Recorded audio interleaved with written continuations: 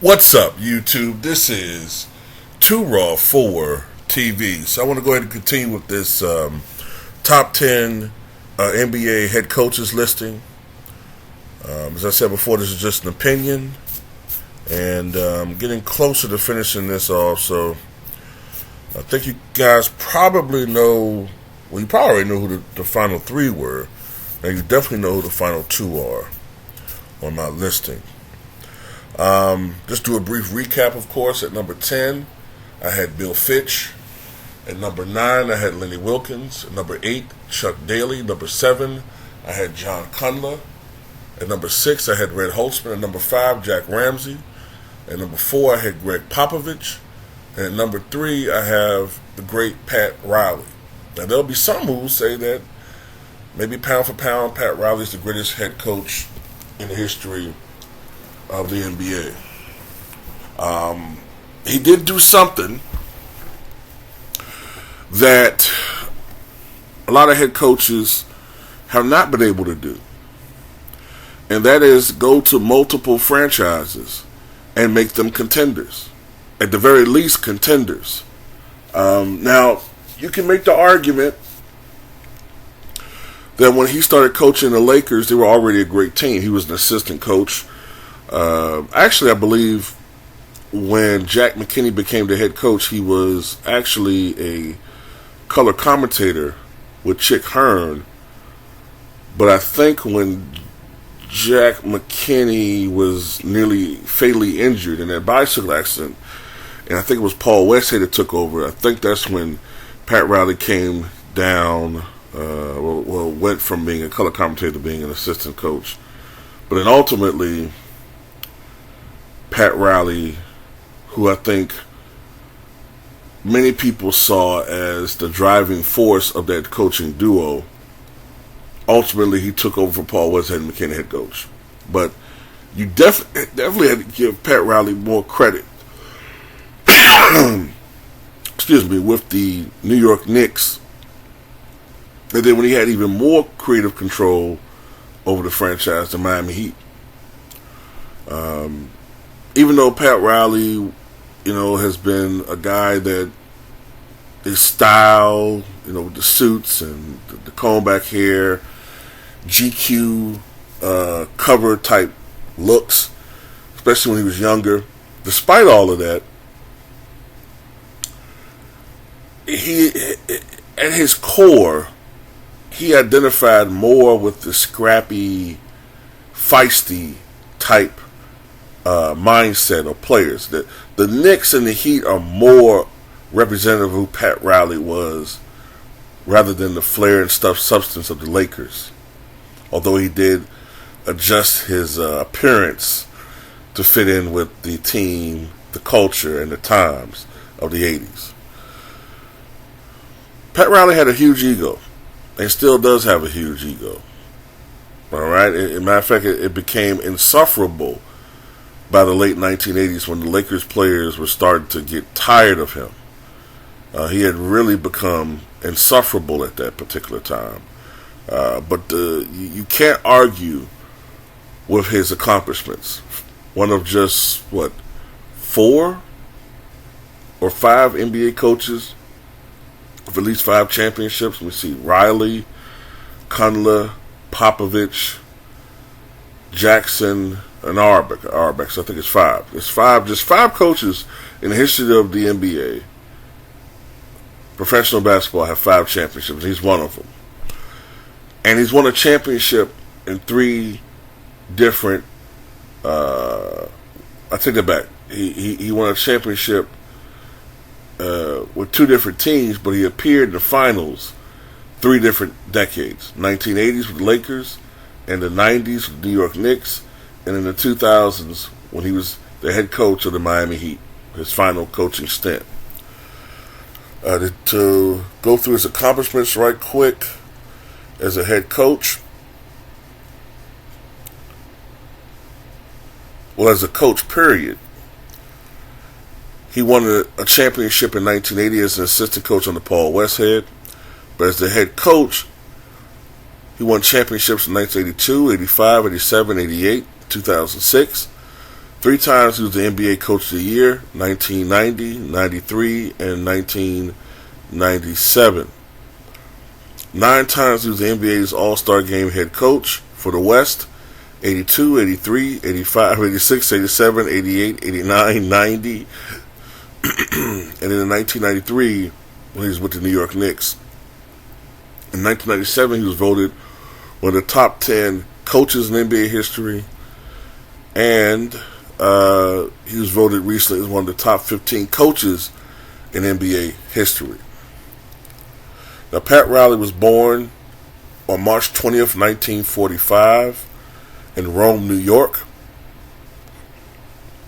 He's the son of Mary Rosalia and Leon Riley, who played 22 seasons of minor league baseball as an outfielder and first baseman and appeared in 4 games for the 1944 Phillies. Leon Riley was born in 1906, passed away in 1970. Pat Riley played basketball for Linton High School in Schenectady under head coach Walt Prisbilo and assistants Bill Rapavi and Ed Catino. Linton High School's 74-68 victory over New York City's Power Memorial on December 29, 1961 is remembered mostly for its 2 stars. Power Memorial's Lou Alcindor, who later of course became Kareem Abdul-Jabbar, and Pat Riley, who would go on to coach Abdul-Jabbar with the Lakers. In 1991, Riley called it one of the greatest games in the history of Schenectady basketball. Riley played college ball for 4 seasons with the Kentucky Wildcats, one of the freshman team, and 3 on the varsity. As a junior on the 1965-66 Kentucky Wildcats men's basketball team, he was named first team All-SEC, All-NCAA Tournament Team, NCAA Regional Player of the Year, SEC Player of the Year, and AP Third Team All-American, leading the Wildcats to the 1966 NCAA title game.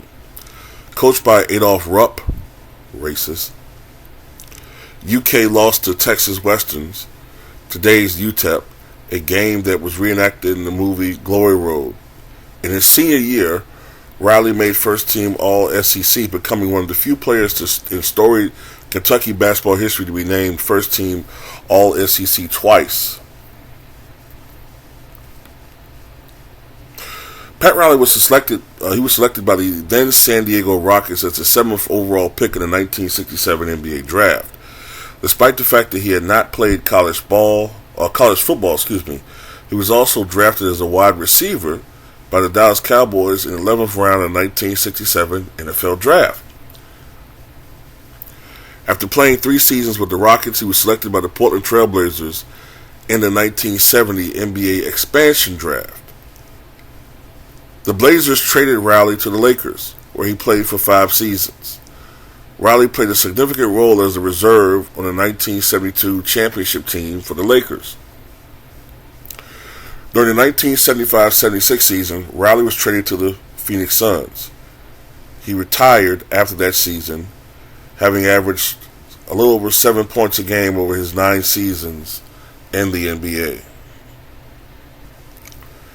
Riley returned. Now, if you've been watching that series recently on HBO about the Showtime Lakers, then some of this might sound familiar to you. Riley returned to the NBA in 1977 as a sportscaster for the Lakers. In November 1979, after the team's head coach Jack McKinney was injured in a near-fatal bicycle accident, assistant coach Paul Westhead took over as the team's head coach. He took over the team's head coaching duties, and he hired Riley as an assistant coach. With rookie Magic Johnson and the great Kareem Abdul-Jabbar, the Lakers defeated the Philadelphia 76ers in 6 games in the 1980 NBA Finals, giving Westhead and Riley championship rings in their first year coaching the team. However, the very next season, they would lose in the playoffs to the Moses Malone-led Houston Rockets, who would go on to the finals that year, losing to the Boston Celtics. 6 games into the 1981-82 season, Magic Johnson said he wished to be traded because he was unhappy playing for Paul Westhead. Shortly afterwards, Lakers owner Jerry Buss fired Westhead. An ensuing press conference with Jerry West at his side, Buss named Jerry West head coach. However, Jerry West, who had previously served as head coach for the Lakers back in the 70s, was not interested in that position anymore. And Jerry Buss awkwardly tried to name West as offensive captain and then named West and Riley as co-coaches. Jerry West made it clear during the press conference that he would only assist Riley and that Riley was the head coach. Thereafter, Pat Riley was named interim head coach until his status became permanent. Riley ushered in the Lakers' Showtime era along with superstar players Magic Johnson and Kareem Abdul-Jabbar with their running game. Riley became a celebrity in his own right, a fashion icon for his Armani suits and slick back hair which complemented the team's Hollywood image. Besides using Lakers' up-tempo style established by McKinney and Westhead, Riley was also innovative on defense. He was one of the first coaches to employ a 1-3-1 half-court trap to pick up the pace of the game. Though the Showtime Lakers were known for their offense, they won championships with their defense. And Michael Cooper, they had one of the top defensive guards in the game. The league-wide perception was that the Lakers played with finesse and were not physical enough to win in the playoffs. Riley's mantra was, no rebounds, no rings, reinforcing the need to fight for rebounds in order to win championships. That's one of the reasons why, during the Riley era in particular, or even the Showtime era, Kareem's rebounds plummeted because part of it was he wasn't the strongest offensive rebounder anyway, even though there were years when he was averaging 14, 15, 16 rebounds. But they rebound by committee. They had strong rebounding guards and forwards. Worthy. Magic Johnson was a very strong rebounding point guard, perhaps one of the strongest in the history of the game. Kurt Rambis, A.C. Green, Michael Thompson later on. What's the other guy, man, that went to the front office later on? Can't think of his name right now, but he was a backup. They had a lot of rebounding players, forwards and centers, and some strong rebounding guards on the team. So Kareem could focus more on scoring, and he got some defensive boards. He got a few offensive boards, but that's why his rebounds went from 12, 13 to 10 to maybe 7 or 8. But anyway, Riley led the Lakers to 4 consecutive NBA Final appearances. The first title came in his first season, '82, against the Sixers. Both teams returned to the finals next year. Of course, Philly swept the Lakers in that series, although the Lakers were without James Worthy, who I think he broke his leg in April of 1983. The Lakers lost in the finals again in 1984. I think they had a 2-1 lead in that series that they blew, but ultimately they lost to the Boston Celtics in 7. But then they won a championship in 1985. That championship was the first time that LA had defeated Boston in the final series, and they won it at Boston in Game 6, I believe. In 1986, they were upset in the playoffs by the Houston Rockets off a Ralph Sampson, a Ralph Sampson turnaround jumper with the buzzer expiring. I think that it was in the semifinals, I think it was, if I'm not mistaken. It might have been the conference finals, I can't remember. Someone could correct me. In 1987, they won the championship, of course, against the 59-win Boston Celtics. But Pat Riley and Lakers did something that had never been done since 1969 at the time, and that was repeat as champions in 1988. They repeated by beating the Detroit Pistons in 7 games. Incidentally, the strongest Laker team is considered 1987 Lakers that went 65-17 during the regular season. I believe During that season, Michael Cooper won Defensive Player of the Year.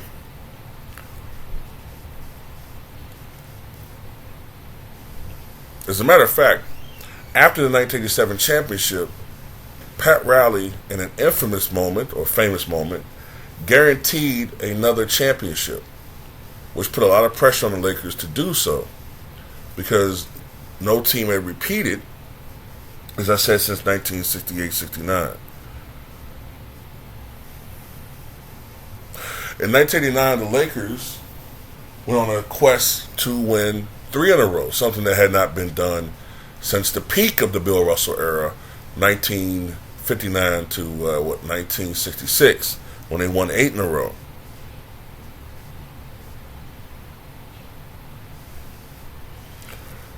The Lakers stormed through the playoffs that year, going 11-0 into the NBA Finals, but the strain of the playoff battles, plus maybe perhaps Pat Riley running his troops a little bit too thin, culminated in injuries to Magic Johnson in Game 1. I think he suffered a hamstring injury and an injury to Byron Scott, and they were swept in the finals. Pat Riley was named NBA Coach of the Year for the first time in 1989-1990, but stepped down as Lakers head coach after they lost to the Phoenix Suns in the playoffs. It was also around this time that a lot of the players were kind of getting tired of Pat Riley. They were kind of getting tired of him. His ego was getting out of control. His whole thing was he was just wearing thin with some of these players at the time.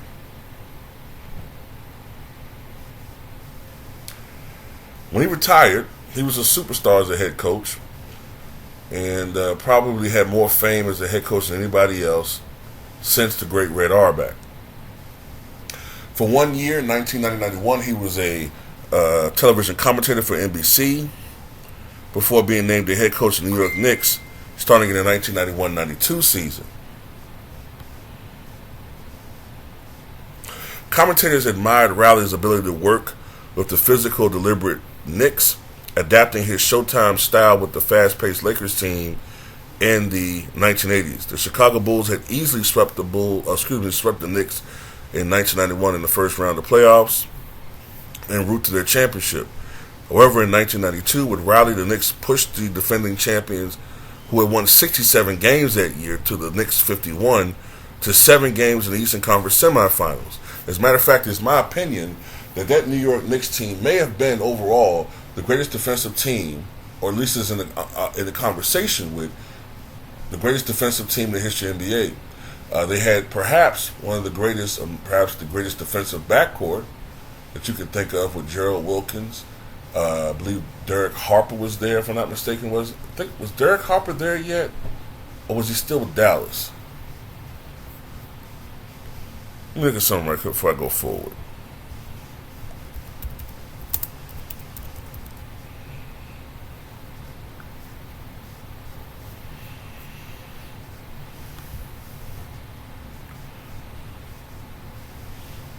He may not have been there yet. He may have came to next year.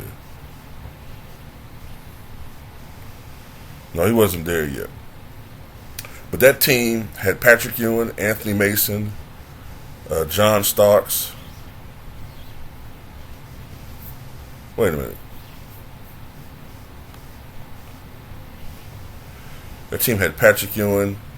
Mark Jackson was still there, so he was the point guard. Xavier McDaniel, Gerald Wilkins, Charles Oakley, Anthony Mason, John Starks, Greg Anthony. All of them known for their defense.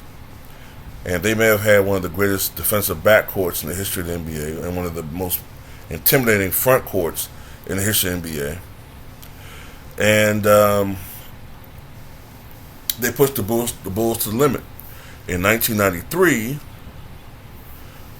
Pat Riley and the Knicks won 60 games, which tied the franchise record, and they took a 2-0 lead against the defending two-time champion Bulls in the conference finals, but they would lose 4 games in a row to the Bulls before being eliminated in Game 6 of that series. Riley returned to the NBA Finals in 1994, this time defeating the Chicago Bulls, though without Michael Jordan, of course, in the semifinals, and ultimately they beat the Pacers in the conference finals. They came within one game of winning a championship in 1994, having a 3-2 lead, but Houston won games 6 and 7 and ultimately won their first championship. In 1995, the Knicks would go to, I believe they lost in the semifinals, I think it was, to the Indiana Pacers in 7 games.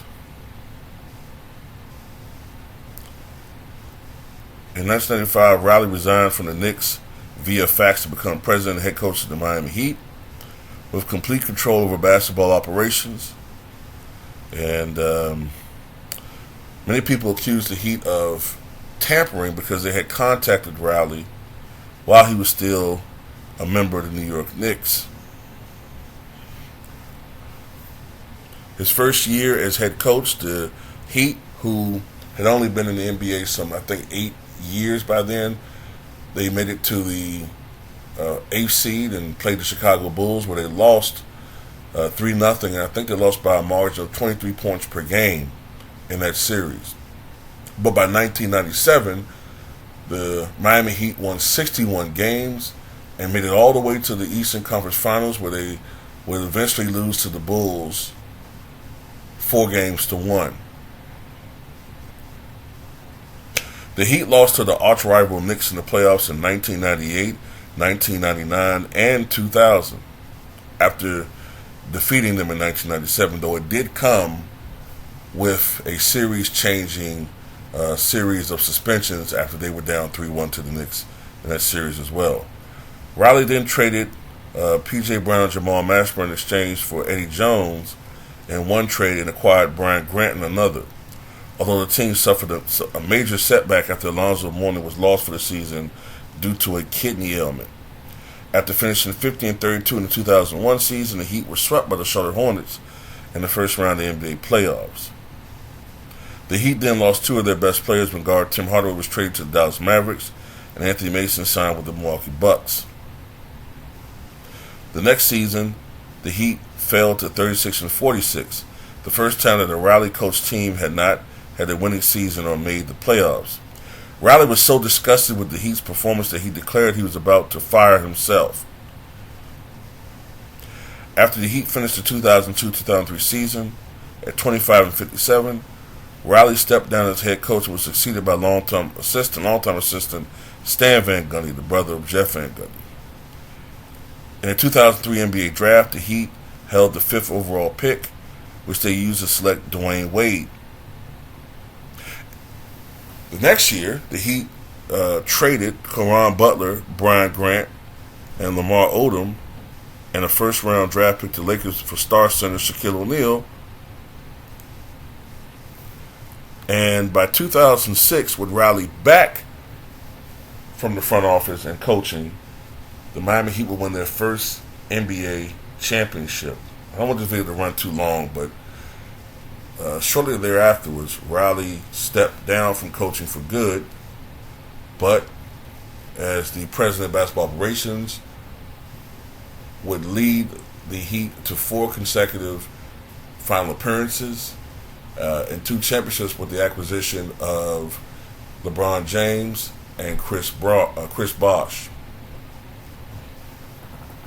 After LeBron James left via free agency in 2014, and with Chris Bosh suffering from blood clots, which forced his early retirement, the Heat fell off. But ultimately, they were able to go back to the NBA Finals as early as 2020, just stunningly just 6 years after the crumble of that championship caliber team.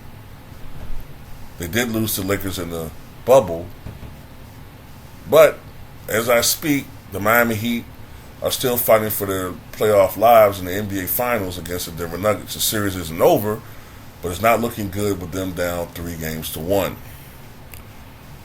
So with that, when you look at Pat Riley's resume as a head coach, It is absolutely sensational. As a head coach, Pat Riley won 1,210 games, lost only 694 games, had a winning percentage of 63.6%. I mean, just a phenomenal win percentage. At one point in time, Pat Riley had the highest win percentage in the history of the NBA. And I used to know his playoff coaching career as far as wins are concerned. Let me see if I can pull that up.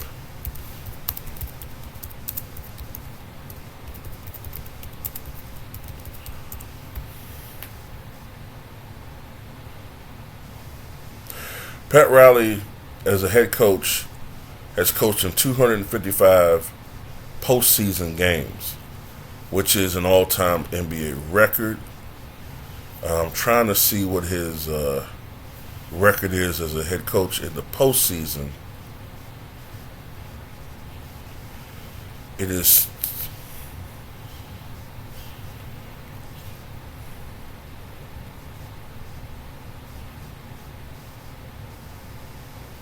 actually, he's coached more than 255. He's 171 and 111 in the postseason. I believe that's the most coaching victories in the history of the NBA in the postseason. I believe that's the most.